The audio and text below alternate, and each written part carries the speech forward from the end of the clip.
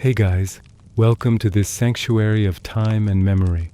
Before we begin our journey into the distant echoes of the past, I invite you to find a position of total comfort. Adjust your pillow, smooth the fabric of your sheets, and allow your breathing to find its own natural, effortless rhythm.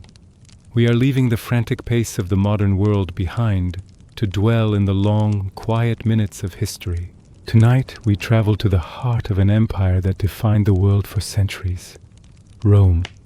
Imagine you are no longer resting in the comfort of your own time, but are instead seated on a thin layer of damp, decaying straw in the depths of the Tullianum, the most dreaded prison in the heart of Rome. Above you, the eternal city is alive with the roar of 1,000 voices, the rhythmic chanting of soldiers, and the distant metallic clang of armor being polished for the day's festivities. But down here, in the shadows beneath the Capitoline Hill, the air is cold, stagnant, and heavy with the scent of wet stone, ancient dust, and the slow decay of time. You are a queen, or at least you were.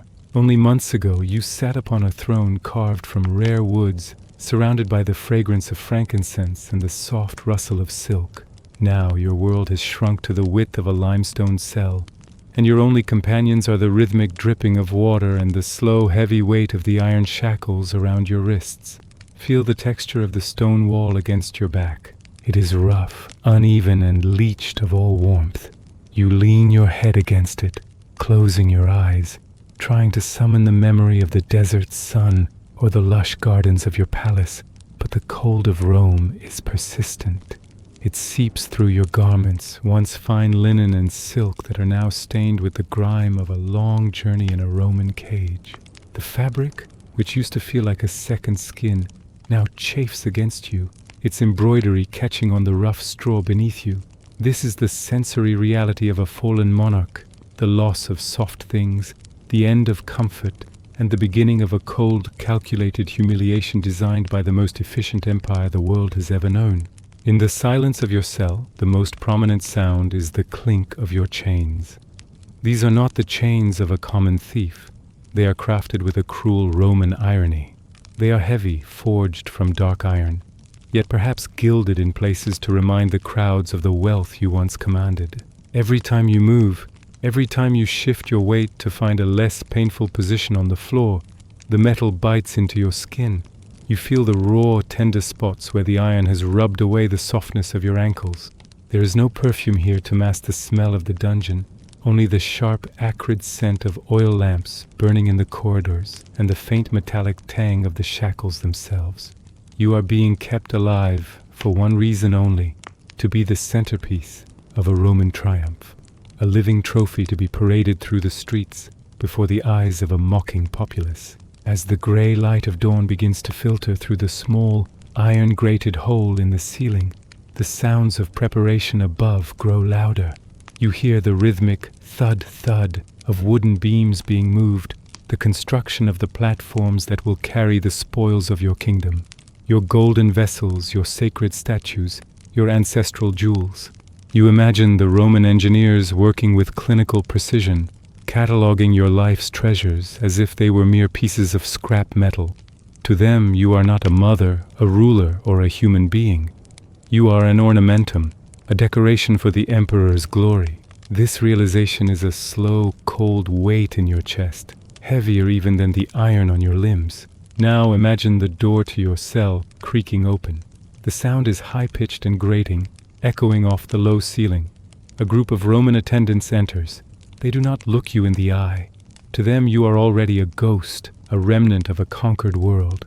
They bring with them the garments you are to wear for the procession.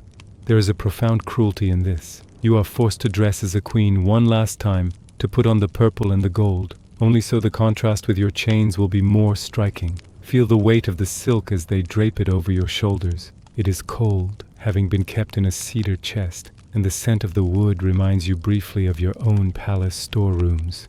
But as they fasten the heavy jeweled belt around your waist, you realize it is not a belt. It is another point of attachment for the golden chains that will lead you through the city. The attendants begin to paint your face. Their hands are coarse, their movements efficient and devoid of gentleness. They apply the coal to your eyes, and the red pigment to your lips, transforming you into a vibrant living statue. They want you to look beautiful, for a beautiful captive is a more valuable prize. You feel the weight of the elaborate crown being placed upon your head. It is heavy, pressing down on your brow, a constant reminder of the sovereignty you have lost. In this moment, you are a masterpiece of Roman theater. You are the embodiment of a defeated nation, dressed in the finery of your ancestors, waiting to be dragged through the mud of the Roman Forum. As they lead you out of the cell and into the corridor, the air changes. It is no longer static. There is a draft carrying with it the smell of the Roman streets, the scent of roasted meats from the street vendors, the earthy smell of the Tiber River, and the pervasive dust of a city of 1 million people. Your feet, bare and tender, feel every imperfection in the stone floor.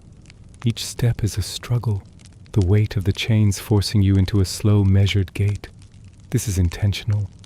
The Romans do not want you to walk with the stride of a queen. They want you to shuffle, to stagger under the weight of your own defeat.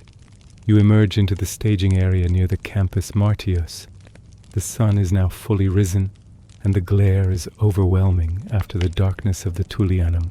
You squint, your eyes tearing up from the brilliance of the light. All around you is a sea of red and gold. The legionnaires are lined up, their polished cuirasses reflecting the sun with a blinding intensity. You see the musicians, the trumpeters, whose long bronze instruments will soon announce your arrival with a blaring, discordant sound. You see the white bulls, their horns gilded and draped in garlands, destined for sacrifice at the temple of Jupiter. They, like you, are decorated for a death they do not yet understand. The noise is a physical force. The shouting of the officers, the neighing of the horses, and the distant rising roar of the crowd waiting along the Via Sacra. You are placed upon a high platform, or perhaps made to stand behind the chariot of the conquering general. The gold chains around your neck are heavy, pulling your head down, but you find a hidden reserve of strength. You resolve to keep your gaze fixed on the horizon, to look past the faces of the Romans and into the distance. You feel the vibrations of the city beneath your feet, the heartbeat of an empire that feeds on the humiliation of others. Think about the texture of the golden chain in your hand. It is smooth, polished, and surprisingly heavy. It is a symbol of your status, transformed into a tool of your confinement. As the signal is given and the procession begins to move, the jolting of the platform or the first step onto the cobblestones sends a shock through your body. The journey has begun. You are moving through a forest of people, a canyon of marble and stone. The air is thick with the petals of roses thrown by the crowds, their sweet, cloying scent mixing with the smell of sweat and dust. People are screaming your name, some in curiosity, many in derision. You are the Eastern Queen, the barbarian monarch, the rebel. In this moment, the physical discomfort, the chafing of the robes, the weight of the crown, the ache in your shackled limbs, begins to merge into a single overwhelming sensation of displacement. You are a star in a play you never wished to act in. Every few minutes, the procession stops, and you are forced to stand still as the crowds gawk at you, pointing out the quality of your jewels and the paleness of your skin. You see the children perched on their father's shoulders, their eyes wide with wonder at the sight of a real queen in chains. You realize that to these children you will always be a story, a fable of Roman triumph, rather than a person with a heart and a history. The sun continues to climb and the heat becomes a burden. The heavy silk of your robes traps the warmth against your skin, and you feel a trickle of sweat running down your spine beneath the embroidery. Your mouth is dry, the dust of the road coating your tongue. There is no water for the trophy. You must endure the thirst as part of the spectacle. You look up at the great arches of stone, the triumphal arches built to immortalize the very men who destroyed your life. You pass under them, their shadows providing a brief, fleeting moment of coolness before the sun strikes you again. As you move deeper into the heart of Rome, toward the Forum, the crowd's energy reaches a fever pitch. The chanting of the soldiers, Io Triumphe, becomes a rhythmic, hypnotic pulse that vibrates in the air. It is a sound designed to overwhelm the senses, to leave no room for any thought other than the greatness of Rome. You feel a strange, detached calm settling over you. The humiliation is so absolute, the the scale of the spectacle so vast that your individual suffering feels almost insignificant. You are a tiny figure in the grand tapestry of history, a fleck of gold in a sea of red. You close your eyes for a moment, letting the sound and the heat wash over you, and for a brief second, you are not a prisoner in Rome, but a spirit drifting over the hills of your lost kingdom, far away from the chains and the shouting. As the procession turns onto the Via Sacra, the sacred way that carves through the very heart of Rome, the scale of your isolation becomes absolute. You are no longer just a prisoner.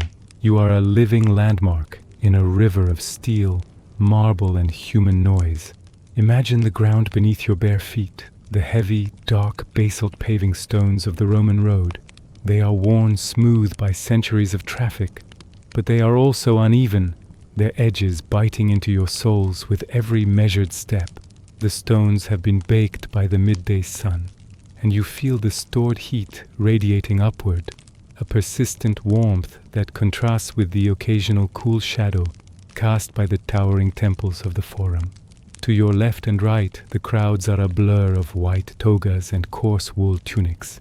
The roar of a million voices has settled into a rhythmic, pulsing drone, punctuated by the sharp metallic blare of the tube, the long, straight Roman trumpets. The sound is not musical, it is a declaration of power, a brassy vibration that you feel in your teeth and in the hollow of your throat. Every few yards the procession slows to a crawl, and you are forced to stand perfectly still. In these moments of stillness, you become acutely aware of the eyes upon you. Thousands of Roman citizens are cataloging your features, debating the quality of the jewels sewn into your hem, and marveling at the sheer exoticism of your presence.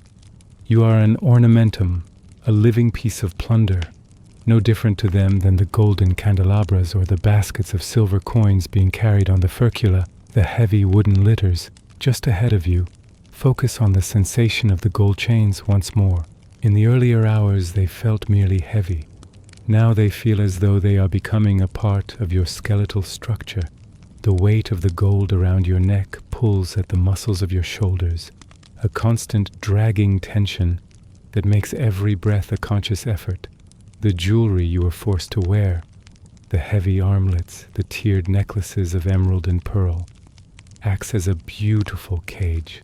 The metal, heated by your skin and the sun, smells faintly of copper and ancient earth.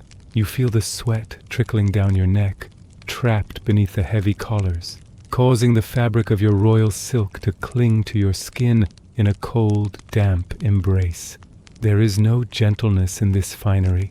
It is a costume designed for your undoing, a vivid display of the wealth that Rome has stripped from your kingdom. The air in the Forum is thick and stagnant, a heavy mixture of scents that overwhelm the senses. There is the sweet, cloying aroma of frankincense and myrrh being burned on portable altars, intended to please the gods but serving only to dry your throat and sting your eyes.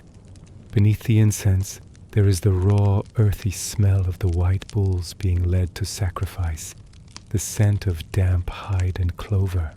And pervasive through it all is the smell of the Roman city, the dusty aroma of pulverized stone, the sharp tang of cheap wine from the street stalls, and the metallic scent of the legion's iron armor. Your mouth is dry, your tongue feeling like a piece of rough linen against the roof of your mouth. You watch a spectator at the edge of the crowd tilt a wineskin back, the liquid catching the light as it pours, and you have to look away. Thirst is the quietest of the Roman punishments, a slow erosion of the will that leaves you lightheaded and fragile. As you pass the Temple of Vesta, you look up at the intricate carvings on the friezes, gods and heroes frozen in marble, watching your descent with indifferent eyes. You find yourself retreating into a state of triumphal dissociation. Your mind begins to wander, seeking refuge in the small, granular details of your past life. You remember the sound of the wind through the desert palms, a soft, dry rustle that is the opposite of this Roman roar. You remember the cool touch of a silver basin filled with rosewater, and the way the shadows used to stretch long and blue across the marble floors of your summer palace. These memories are your only sanctuary. You hold on to them with a desperate intensity, using them to build a wall between your inner self and the mocking faces of the crowd. You realize that while Rome can chain your body and parade your crown, they cannot command the landscape of your mind. The psychological weight is perhaps even more grueling than the physical iron. You see the tituli, the large placards carried on poles, that bear your name and the names of the cities you once ruled. They are written in the harsh angular letters of the Latin alphabet, a language that sounds like the grinding of stones to your ears. You see the paintings of your defeat, large, vivid canvases depicting your soldiers falling, your treasury being emptied, and your palace in flames. These images are intended to show the truth of the war to the Roman people, but to you, they are a grotesque parody of the reality you lived. You watch the Romans point at the paintings and then at you, their laughter a jagged, discordant sound that cuts through the incense smoke. You are being rewritten, your life turned into a cautionary tale of the futility of resisting the eagle. Now the procession begins the final steep ascent up the Clivus Capitolinus toward the temple of Jupiter Optimus Maximus. This is the hardest part of the journey. The road tilts upward and the weight of your chains pulls you backward with every step. Your calf muscles are screaming, a dull, throbbing ache that vibrates in time with the soldiers' chants. The crowd here is denser, their energy reaching a fever pitch as the climax of the triumph approaches. You pass under the shadow of the great arches, the darkness providing a fleeting 5-second relief from the sun before you are thrust back into the glare. You feel a wave of vertigo, the world swaying for a moment as your strength wavers. But you do not fall. You cannot fall. To fall is to give them the ultimate satisfaction of seeing you broken in the dirt. You find a hidden reservoir of ancestral pride, a cold, hard stone of defiance in the center of your chest, and you keep walking. As you reach the summit of the hill, the view opens up. You can see the entirety of Rome, a sprawling, chaotic sea of red-tiled roofs and white marble stretching to the horizon. It is a city of power, built on the bones of a dozen civilizations like your own. The Temple of Jupiter looms ahead, its massive columns of Pentelic marble glowing in the late afternoon light. The scent of blood from the sacrifices already performed hangs heavy in the air, a metallic promise of the end. You are led to the side, away from the general's chariot. While he ascends the steps to offer his laurel wreath to the god, you are steered toward the dark opening of the stairs that lead back down. The transition from the blinding light of the summit to the shadows of the descent is sudden. The noise of the crowd begins to fade, becoming a distant, muffled hum. The air turns cold and damp once more, smelling of earth and old iron. You feel the heavy hands of the guards on your shoulders, guiding you back toward the silence. The triumph is over for the people, but for you it is simply the beginning of a different kind of endurance. You find a strange, weary peace in the return to the shadows. The performance is finished. You are no longer an ornamentum for the eyes of Rome. You are once again a woman in the dark, left with nothing but the rhythm of your own breathing and the enduring memory of who you were before the chains. We leave the cold, damp stones of the Roman Tullianum behind and travel eastward, crossing the vast expanse of the Mediterranean until the air becomes dry, warm, and scented with the dust of ancient trade routes. Imagine the Syrian desert in the mid-3rd century. It is a world of golden horizons and shifting dunes, but in its heart lies a miracle of stone and water, Palmyra. Known to the locals as Tadmur, the city of palms, this oasis was a jewel of the Roman East, a place where the rigid architecture of the West met the flowing mysteries of the Orient. To understand the rise of Zenobia, one must first understand the city that birthed her. Picture the great colonnade of Palmyra, a mile-long stretch of towering limestone columns, each topped with intricate Corinthian capitals that seem to catch the fading light of the desert sun. Listen to the sounds of the city, the soft, rhythmic clatter of camel hooves on the paving stones, the distant murmur of merchants negotiating in Aramaic, Greek, and Latin, and the constant gentle splash of water from the Efka spring, the lifeblood of the city. The air here is heavy with the scent of expensive incense, dried dates, and the faint metallic tang of the copper coins that pass through thousands of hands every day. Into this world of wealth and complexity, Zenobia was born. While her early life is shrouded in the mist of legend, imagine her as a young woman of intense intellectual curiosity. She was not merely a figure of beauty, but a polyglot who mastered the languages of the empire. Picture her in a quiet room, away from the heat of the afternoon sun. The walls are made of thick, cooling limestone, draped in soft silks dyed in the deep purples and blues of Tyre. She sits among scrolls of papyrus and parchment, the edges worn thin from her touch. She studies the philosophies of Plato and the histories of the pharaohs, her mind as expansive as the desert outside her window. Zenobia's rise to power began through her marriage to Odaenathus, the ruler of Palmyra and a loyal ally of Rome. During this period, the Roman Empire was fractured, reeling from internal strife and the constant pressure of the Sassanid Persians to the east. Imagine the political atmosphere. It was a time of measured whispers and calculated risks. Odaenathus was a master of the desert, a man who protected Rome's eastern borders when the emperors themselves were too weak to do so. Zenobia was his constant companion, not just in the palace but on the hunt and in the administrative halls. She learned the rhythms of power, the way a city is fed, and the way an army is sustained through logistics rather than just bravery.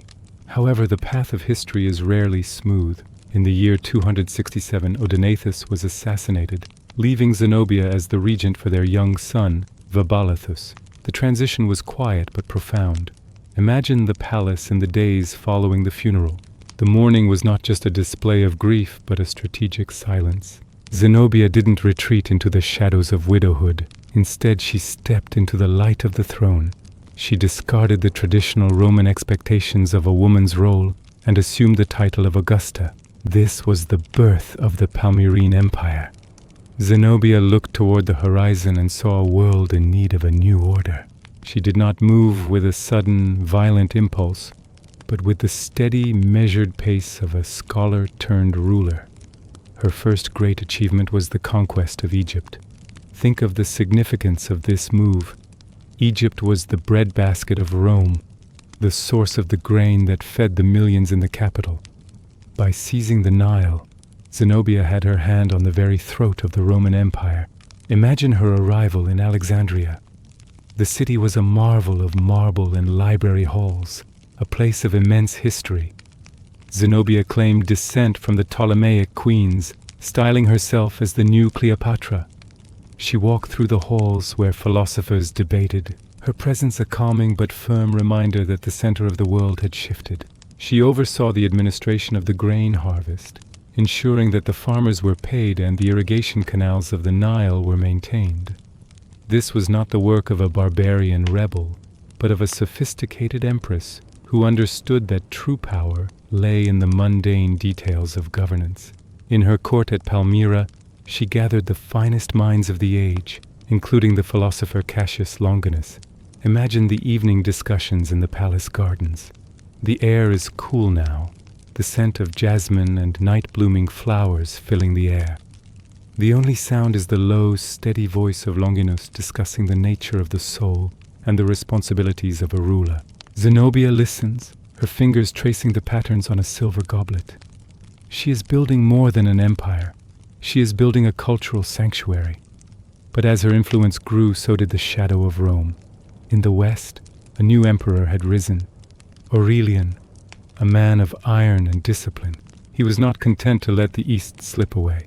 The Roman legions began their slow, inevitable march toward the desert. Zenobia prepared her city, but she did so without panic. She believed in the strength of her walls and the loyalty of her people. Think of the final months of her ascendancy. The city of Palmyra was at its peak. The markets were full. The temples were draped in garlands, and the great colonnade was a forest of limestone strength. Zenobia moved through these streets with the grace of a woman who had reconciled the contradictions of her world. She was the desert queen, the Roman Augusta, and the Egyptian pharaoh all at once. But the dust on the horizon was no longer from trade caravans. It was the rising cloud of the Roman advance. The era of her rise was coming to a close, and the long, slow journey toward the gates of Rome was about to begin.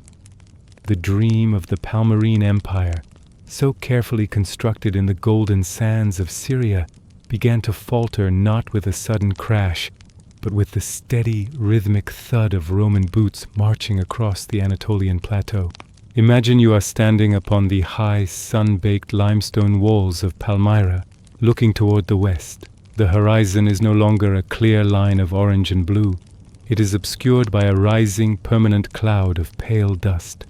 This is the herald of Aurelian, the restorer of the world, a man whose life was defined by the cold, iron discipline of the Illyrian legions. As the dust cloud grows larger over the days, the atmosphere within the city of palms shifts. The vibrant, bustling energy of the great colonnade turns into a heavy, expectant silence. The scent of expensive spices in the market is replaced by the smell of drying mud and the metallic tang of bronze being sharpened in the armories. Aurelian was not a man of half measures. He had already reclaimed the lost provinces of the west, and now his gaze was fixed firmly on Zenobia. The Roman approach was a masterpiece of slow, suffocating logistics. Imagine the Roman camp appearing on the outskirts of the oasis, a perfectly rectangular city of leather tents and wooden palisades, constructed with a terrifying mechanical efficiency. From the walls, Zenobia would have watched the Roman engineers at work. She would have heard the distant, repetitive clack-clack of the ballistae and onagers being assembled, their massive wooden arms ready to hurl stones that could shatter the very limestone her ancestors had carved. The heat of the desert day, once a comfort, now became an adversary, trapping the heat within the city walls as the Roman siege lines tightened like a coil of iron around a neck of silk. Inside the palace, the atmosphere was one of calculated desperation. Imagine Zenobia in her private chambers, the cooling splash of the fountains now sounding like a countdown.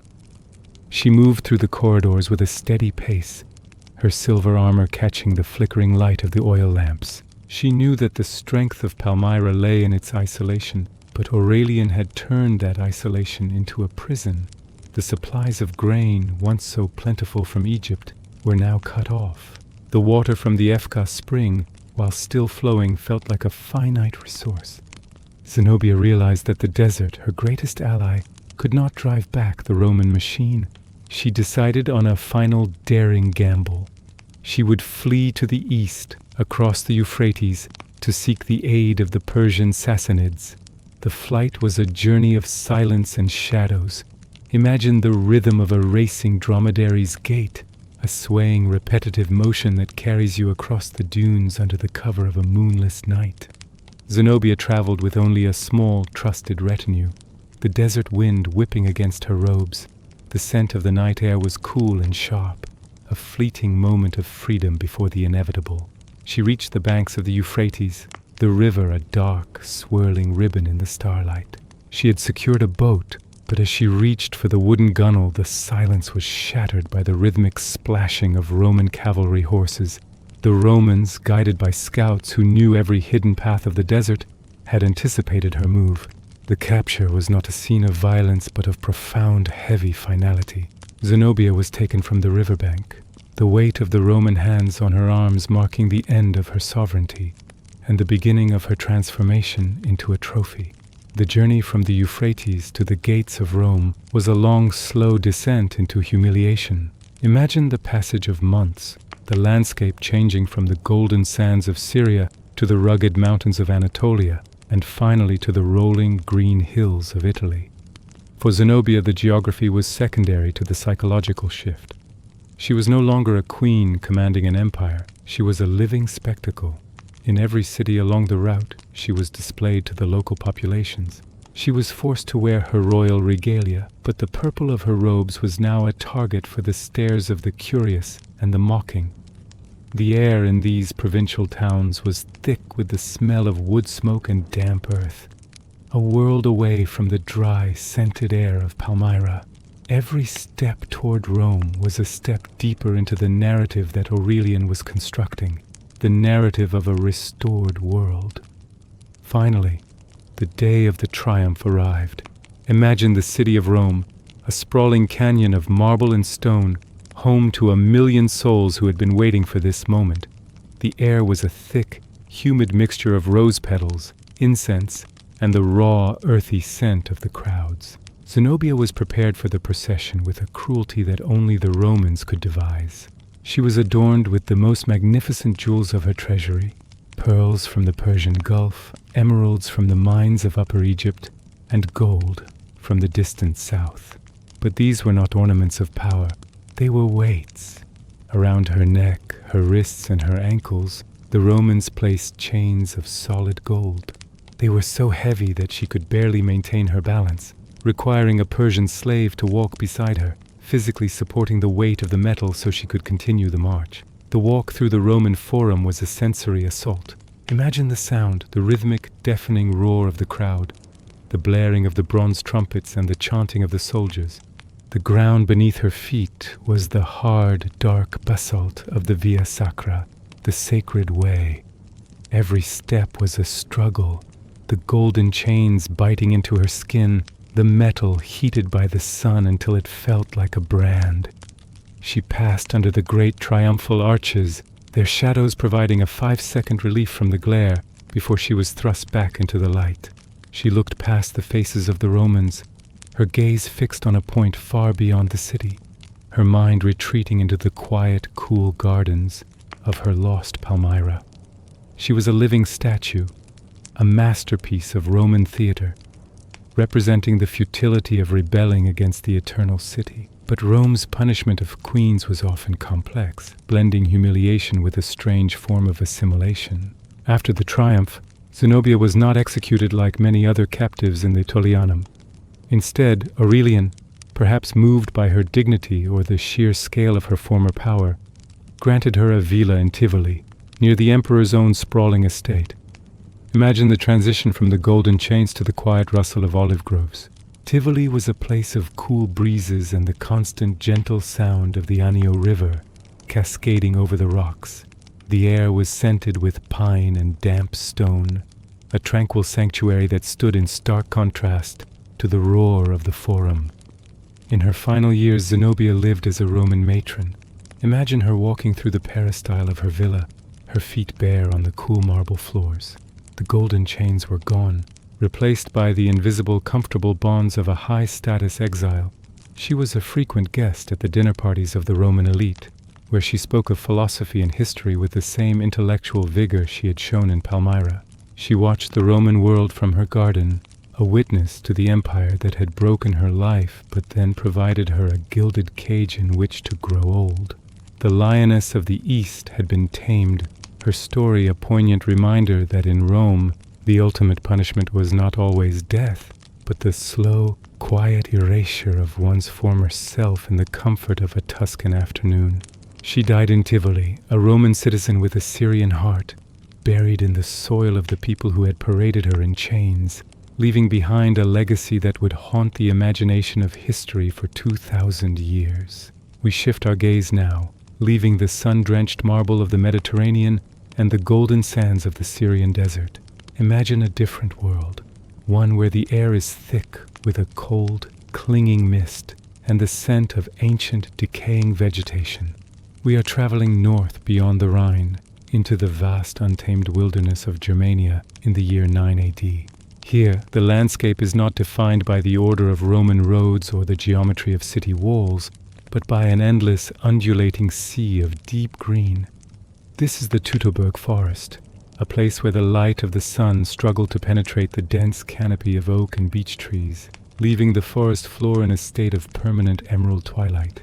Imagine yourself as a Roman legionnaire, perhaps a member of the 17th, 18th, or 19th Legion. You have spent years campaigning in the heat of the south, but this land feels alien to your very soul. Your world is no longer wide and open. It has been compressed into a narrow, muddy track that winds between the massive, moss-covered trunks of trees that seem as old as time itself. The ground beneath your heavy, hobnailed sandals, the kalagi, is a treacherous mixture of slick mud and tangled roots. With every step, you feel the weight of your equipment. Your iron cuirass, the lorica segmentata, is cold against your tunic, and as the inevitable rain begins to fall, the metal takes on a dull, gray sheen. The rainwater trickles down your neck, soaking into the wool of your undergarments, creating a heavy, damp chill that no amount of marching can quite dispel. Listen to the sounds of the column. This is not a silent march. There is the rhythmic metallic clatter of thousands of swords and shields bumping against armor, the low, guttural groaning of the wooden baggage wagons as their wheels sink into the deep ruts of the forest floor, and the distant muffled shouts of the centurions trying to maintain order in a line that stretches for miles. The column is not just made of soldiers, it is a moving city. There are thousands of camp followers, families, traders, and servants, interspersed between the ranks, their presence adding a layer of domestic noise to the military precision. You hear the crying of a tired child, the whinny of a stressed pack mule, and the constant soft patter-patter of the rain on the leather tents draped over the wagons. The atmosphere is one of stifling tension, a quiet dread that permeates the mist. You are moving deeper into a territory that the maps in Rome cannot describe. To the Roman mind, order is civilization, and the forest is the antithesis of order. The trees feel like observers, their dark branches reaching out like skeletal fingers. You catch glimpses of movement in the periphery of your vision, a flash of fur, the rustle of a fern. But when you turn your head, there is only the gray fog and the silent wood. This is the allure and the terror of the unknown, a mystery that has haunted the Roman imagination for 2 millennia. General Publius Quinctilius Varus leads the column from the front, a man of aristocratic bearing who believes in the absolute superiority of Roman law. Beside him rides Arminius, a chieftain of the Cherushi tribe, and a trusted auxiliary officer who has been granted Roman citizenship. Imagine the quiet conversations between them as they ride, the rhythmic jingle of their horses' bridles providing a steady accompaniment to their words. Varus sees a province to be taxed and civilized. Arminius sees the slow, methodical strangulation of his people's freedom. The betrayal is not a sudden event, but a slow-motion unraveling of trust that is mirrored in the unraveling of the forest track. As the days of the march continue, the forest seems to tighten its grip. The weather turns truly foul, the wind howling through the upper branches of the trees with a sound like a distant morning choir.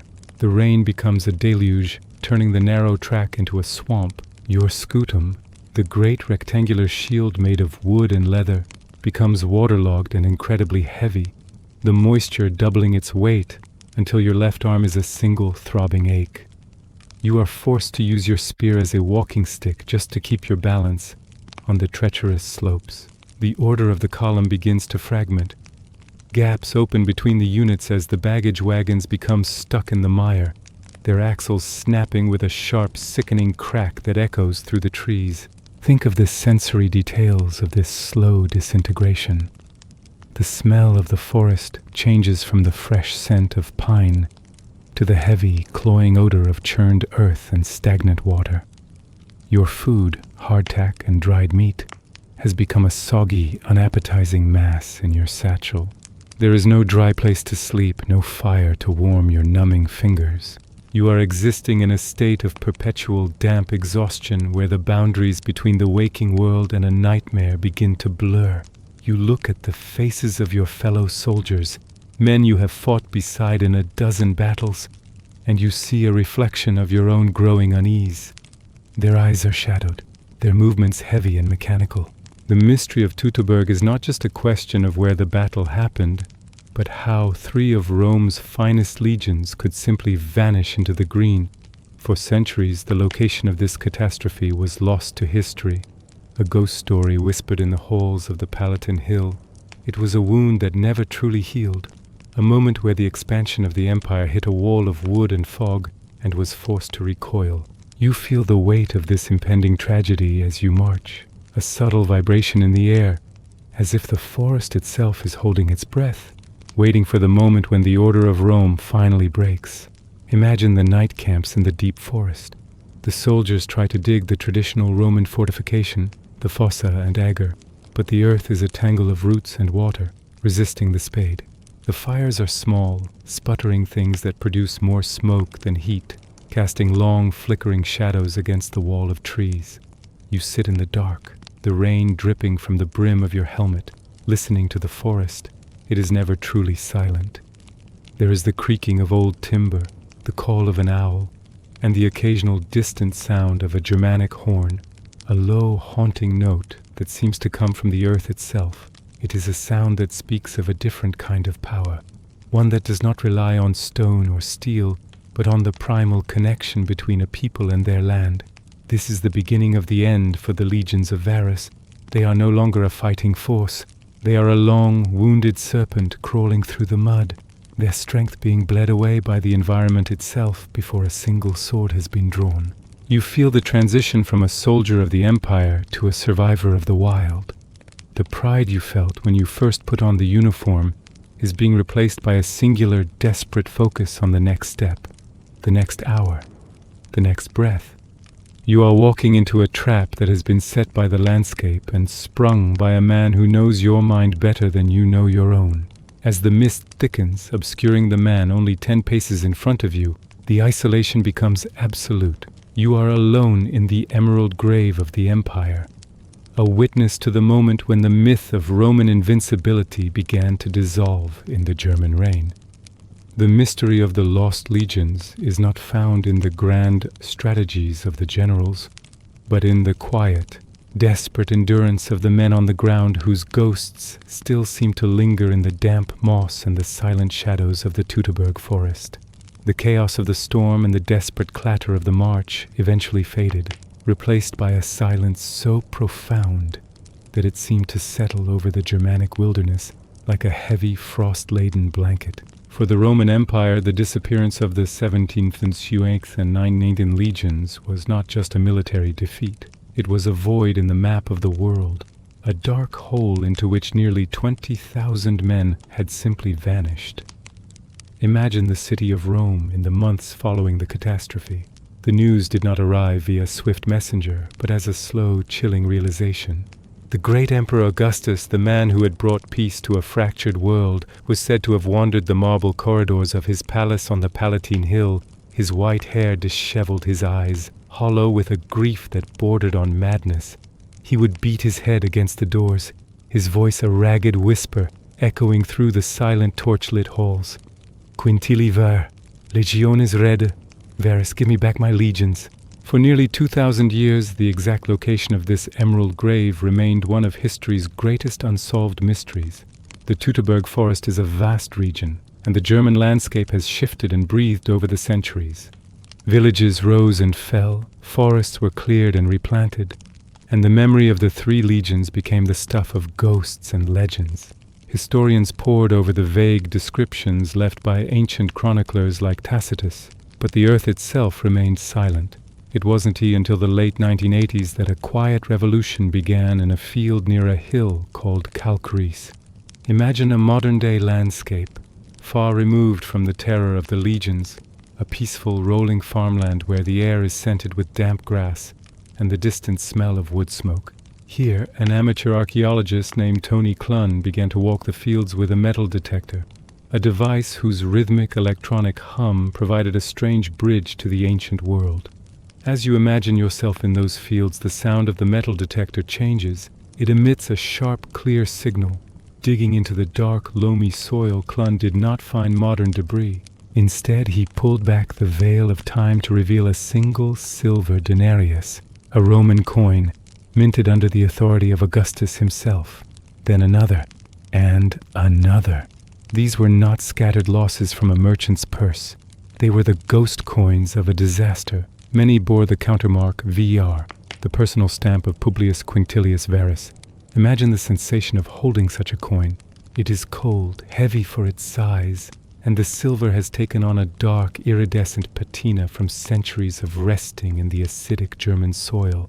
On its surface, you see the profile of the emperor, his gaze fixed and eternal, oblivious to the fact that the men who carried this currency were long ago reclaimed by the earth.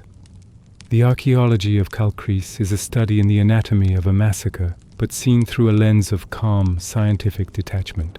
As researchers expanded their search, they uncovered the bottleneck, a narrow strip of land barely 6 meters wide, squeezed between the steep, wooded slopes of the Calcris Hill and a vast, treacherous moor known as the Great Bog.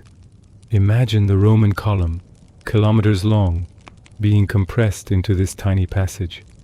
The ground beneath your feet in this reconstruction is a reconstruction of tactical despair.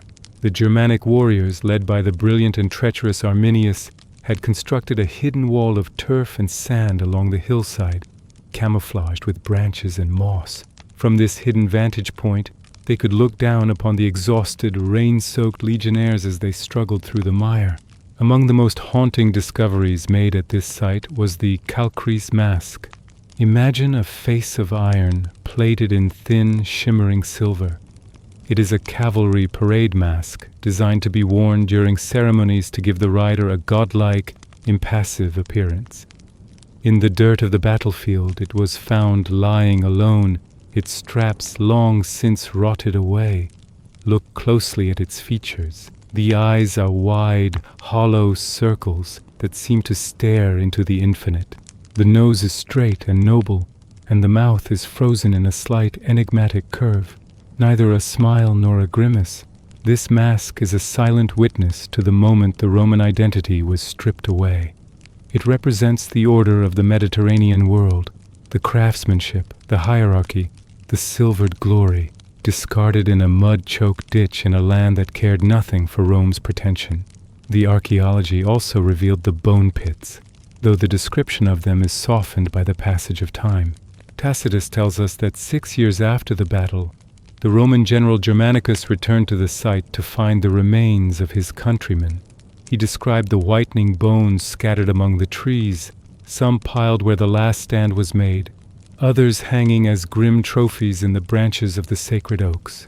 Modern excavations found these pits, concentrations of skeletal remains that had been gathered and buried years after the event. The bones are not graphic. They are fragile, ivory-colored fragments that have become almost indistinguishable from the limestone and roots that surround them.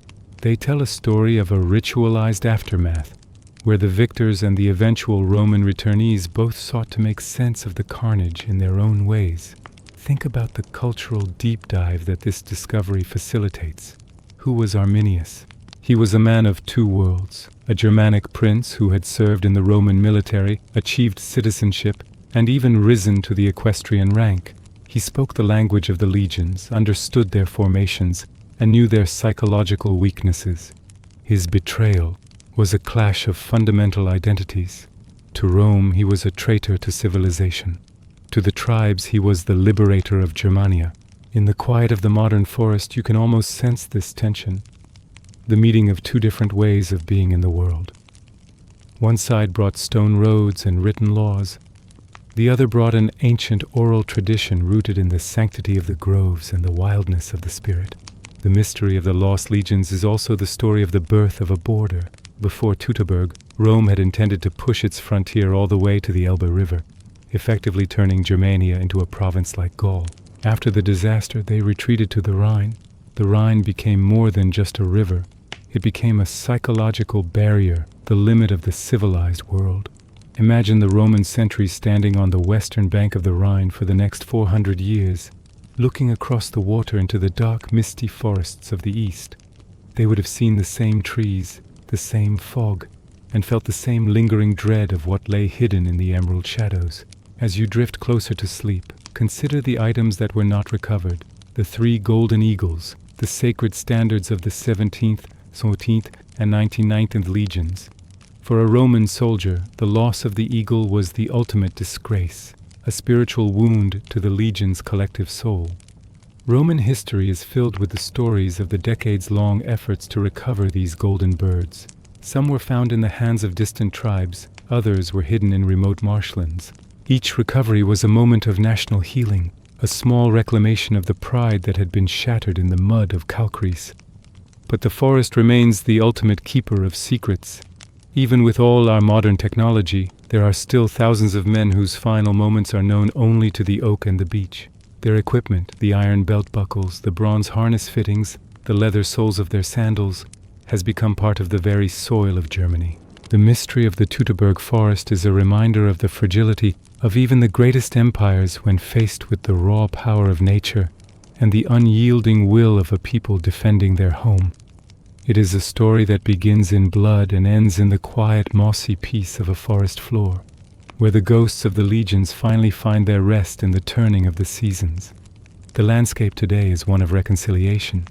Visitors walk the paths where the column once struggled, but they do so in the safety of a museum park. The mystery has been transformed into history, a series of data points and artifacts under glass. Yet if you visit on a day when the mist is low and the rain is steady, the distance between the present and the year 9 AD feels remarkably thin. You can almost hear the soft rhythmic splashing of the mud and the creak of the wagons. You can almost see the silver flash of a mask in the undergrowth, but the sound is only the wind, and the flash is only the wet leaves catching a stray beam of light. The legions are gone, their story a part of the long, quiet sleep of the world. We leave the mud of Germania and the iron of the Tullianum behind, ascending now to the highest point of Roman society, the Palatine Hill. This is the summit of the world, the heart of the empire. Imagine yourself waking not to the sound of a mallet or the clink of chains, but to a silence so absolute it feels heavy. It is the dawn of a midsummer day in Rome, and you are resting within the Domus Augustana, the sprawling, majestic palace of the emperors. The air here is different.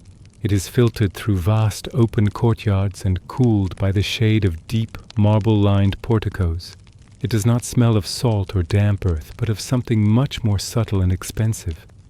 The faint, lingering scent of Lebanese cedar wood, dried rose petals, and the clean mineral aroma of freshly scrubbed stone.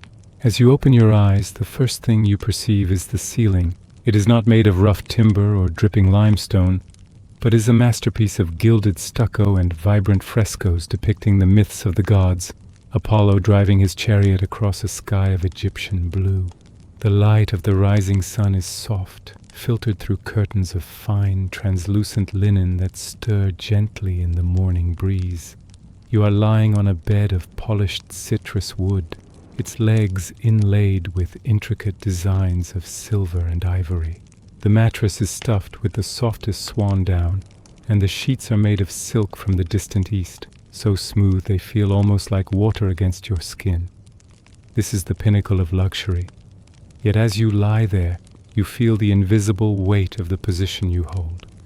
To be an empress of Rome is to live in a gilded cage where every movement is observed and every silence is a political statement. Now focus on the sensation of the floor. As you step out of bed, your bare feet meet the cool, unyielding surface of the opus sectile, a floor composed of precious marbles from every corner of the known world. There is the deep, blood-red porphyry from Egypt, the forest-green serpentine from Sparta, and the creamy honey-colored marble from Numidia. The stone is cold, a grounding sensation that contrasts with the warmth of your bed.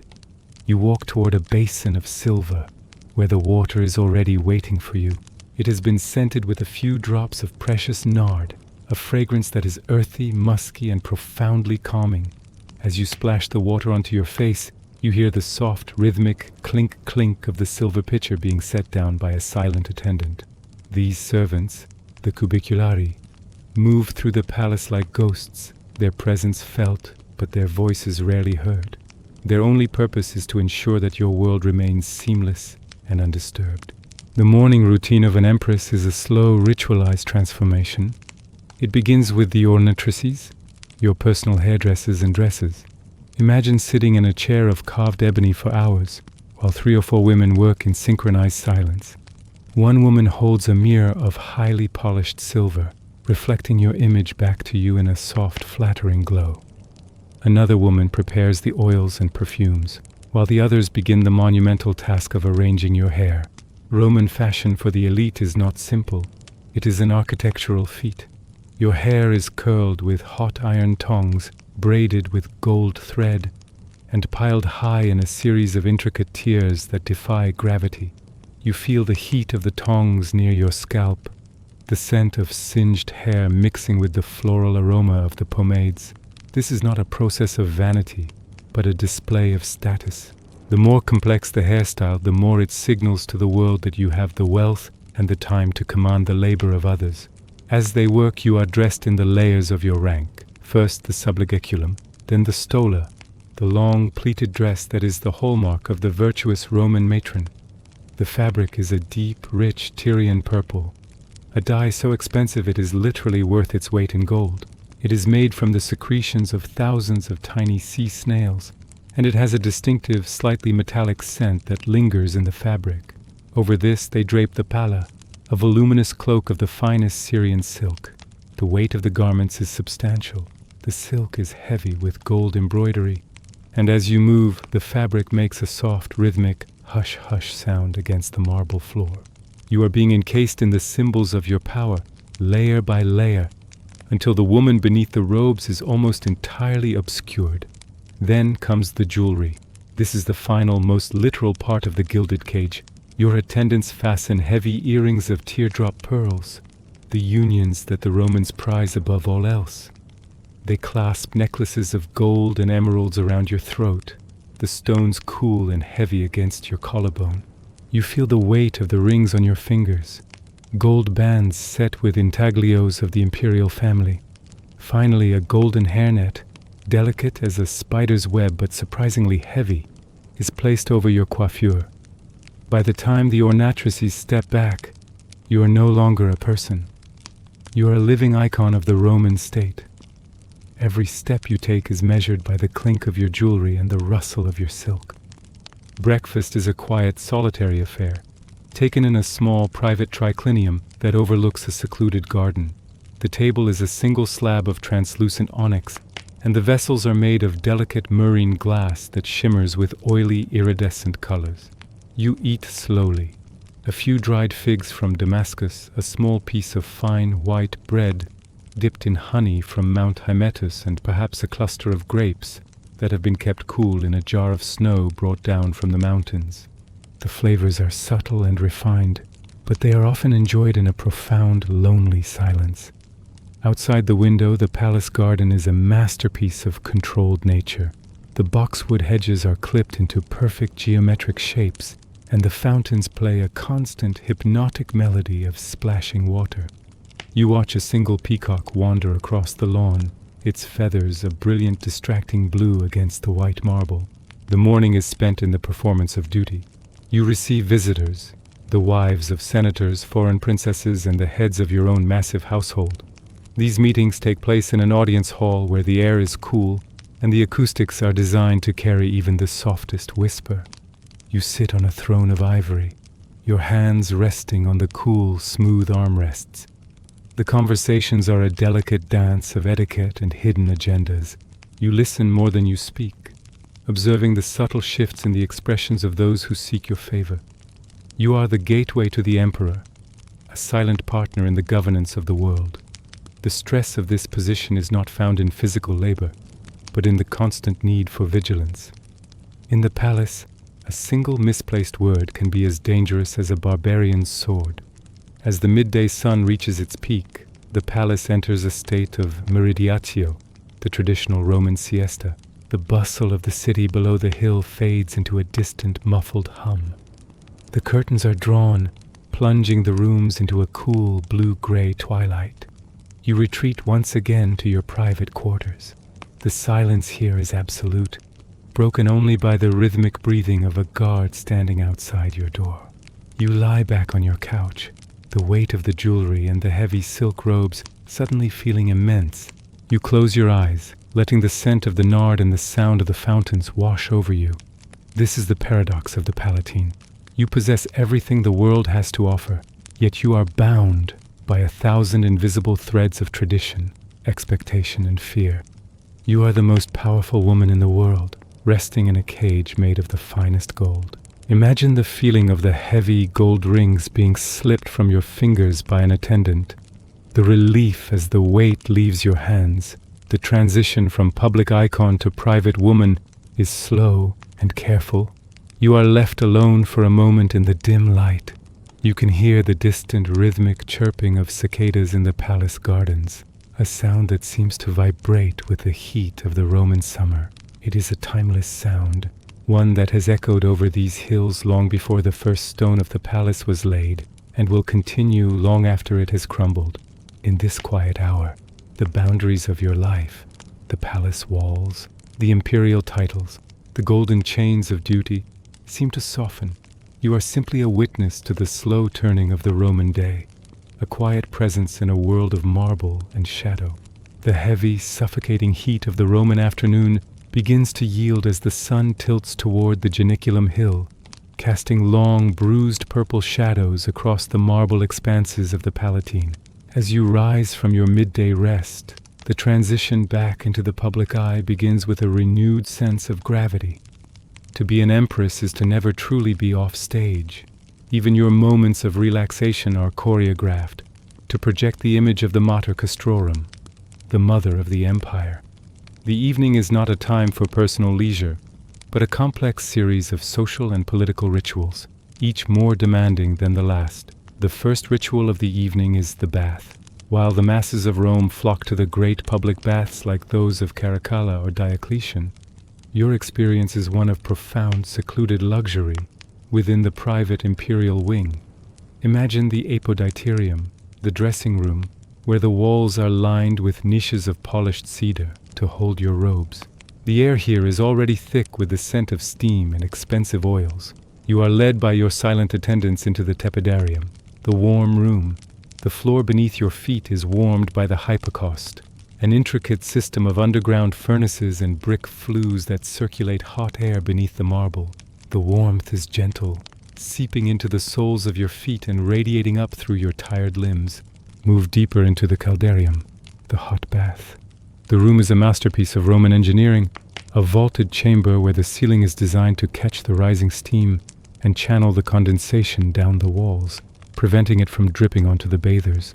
The pool itself is a basin of white Carrara marble, filled with water that has been heated to the perfect temperature and infused with the petals of 1,000 roses. As you step into the water, the weight of the world seems to lift for a brief, shimmering moment. The buoyancy of the water supports your body, and the heat begins to unknot the tension in your shoulders. You lean your head back against the smooth, curved edge of the marble, listening to the echoing splash of the water and the distant, rhythmic clack-clack of the attendants' wooden clogs on the wet floor. In this humid sanctuary, the process of the strigil begins. Unlike modern bathing with soap, the Roman method involves being coated in fine olive oil, which is then scraped away using a curved metal tool called a strigil. Feel the sensation of the oil on your skin, heavy, slick, and warm. The attendant moves the metal blade across your arms and back with a rhythmic, practiced motion. It is not a harsh sensation, but a deep, exfoliating pressure that leaves your skin feeling remarkably clean and invigorated. This is followed by a final plunge into the frigidarium, the cold pool, where the sudden chill of the mountain-fed water closes your pores and sharpens your senses for the evening ahead. After the bath, the process of dressing begins anew, but with a different focus. For the evening convivium, the formal banquet, the attire must be even more opulent. Your dressers bring forth a stola of even finer weave, perhaps a translucent Cohen silk, that is so delicate it must be handled with gloves of soft leather. The color is a vibrant saffron, achieved through the use of thousands of dried crocuses. As the silk is draped over you, it feels like a cool, light breeze. The jewelry for the evening is chosen to catch the flickering light of the oil lamps, necklaces of rubies and gold that will glow like embers, and rings set with sapphires that mimic the color of the evening sky. The crown, a delicate diadem of gold leaves, is secured once more, a constant reminder of the sovereignty that both empowers and confines you. The evening banquet is the political heart of the Roman day. As you enter the triclinium, the dining room, the air is a complex bouquet of aromas: roasted pheasant stuffed with truffles, the sharp tang of garum, the ubiquitous fermented fish sauce, and the sweet, heavy scent of spiced wine. You take your place on the middle couch, reclining beside the emperor. The social structure of the room is rigid. Every guest is placed according to their rank, and every gesture is scrutinized for meaning. You watch the dancers move across the floor in a slow, hypnotic rhythm, their silken veils trailing behind them like clouds. You listen to the musicians playing the lyre and the flute, the melodies soft and ethereal, designed to facilitate conversation without dominating it. The food is served in courses, each more elaborate than the last. You are presented with delicacies from every corner of the empire. Oysters from the cold waters of Britain, peacock tongues from the east, and honey-glazed dormice. You eat sparingly, aware that an empress must never appear gluttonous. The wine, a vintage Falernian, is diluted with warm water and sweetened with honey, served in chalices of rock crystal that feel ice-cold in your hand. Throughout the meal, you must maintain a mask of composed interest, engaging in a delicate dialogue with the senators and their wives. You are navigating a sea of hidden alliances and ancient grudges, your every smile a calculated move in the game of imperial stability. As the hours pass, the oil lamps begin to sputter, casting long, wavering shadows against the frescoed walls. The noise of the city, which had been a distant hum, fades into the quiet of the Roman night. The banquet eventually draws to a close and the guests depart, their footsteps echoing down the long marble corridors of the palace. You are finally allowed to retreat to your private chambers. The transition from the public icon to the private individual is almost painful in its relief. One by one, the layers of silk and gold are removed. The heavy crown is placed on its velvet cushion, and the emeralds are returned to their cedar boxes. Standing on your balcony, overlooking the darkened city, you feel the cool night air of the Palatine against your skin. Below you, Rome is a sea of shadows, illuminated only by the occasional torch of a night watchman or the glow of a distant hearth. You can hear the rustle of the cypress trees and the soft rhythmic splashing of the fountains in the courtyard below. In this quiet moment, the titles and the power seem like a distant dream. You are simply a witness to the passage of time, a figure in a gilded cage who, for a few short hours, is free to simply breathe. The weight of the Roman Empire remains, but for tonight it is held at bay by the silence and the stars. You move toward your bed, the soft sheets welcoming you back into the sanctuary of sleep, where the echoes of history finally fade into the peace of the present. Tonight we have traveled through the many layers of the Roman world, from the dark, salt-crusted hulls of the galleys to the shimmering golden halls of the Palatine. We have seen the strength of the rowers, the defiance of the rebel queen, and the quiet, heavy burden of the empress. As these stories settle into the corners of your mind, allow the weight of history to ground you in this moment of rest. The past is a vast, quiet ocean, and its echoes are merely ripples that fade as we move further into the night. Feel the comfort of your surroundings, the safety of the present, and the steady, calming rhythm of your own breath. The world of Rome has turned to dust and memory, but its lessons of endurance and dignity remain. Rest now and let the long, quiet minutes carry you into a deep and restorative sleep.